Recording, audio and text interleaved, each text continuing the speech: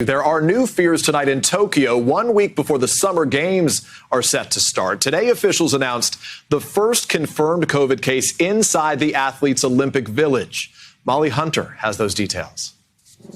Tonight in the Olympic Athletes Village, the first positive COVID case. And now the IOC working to reassure participants and the Japanese people. What will make these games then historic on top of this is the demonstration that this can happen in a safe and secure way. Due to confidentiality, officials only saying the person tested positive on Friday during screening at the Athletes Village. It goes without saying that all the concerned people were immediately isolated.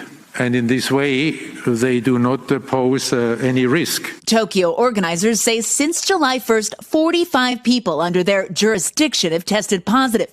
At least one athlete, 3 members of the media, and others identified as games-concerned personnel. I don't know that you can expect to have 100% nobody ever test positive in this situation. With a week until the opening ceremony, athletes in Tokyo remain under strict COVID protocols. In the dining hall, your setup is, plexiglass dividers in between every single seat. Most athletes are vaccinated, but it's not mandatory. Japan still lagging behind on the vaccine front. Just under 30% of the country is fully vaccinated. And today, 1,410 new cases reported in Tokyo, marking the highest day since January.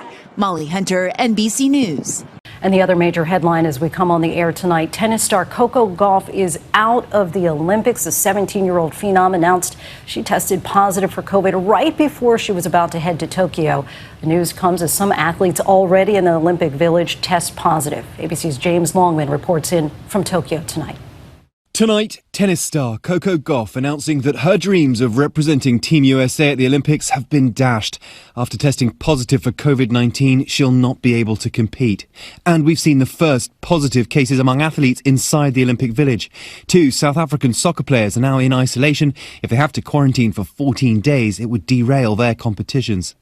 And we're learning more about that member of the Olympic Committee with the virus. The South Korean official tested positive at the airport. It's understood he was fully vaccinated, as all IOC officials are. He too is now isolating at a separate facility. This as hundreds of athletes continue to pour into Tokyo. The IOC announcing that the refugee team is now on its way after a team official tested positive and they were delayed for days in Doha.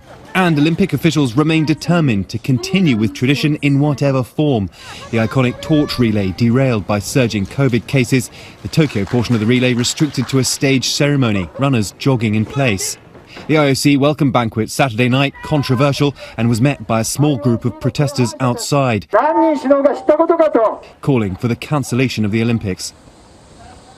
And the other issue these athletes have to contend with, intense heat. It's approaching 100 degrees here most days, which makes wearing a mask very uncomfortable for the athletes. The IOC's advice, drink more water. Lindsay? Some difficult circumstances for sure, James. Thank you.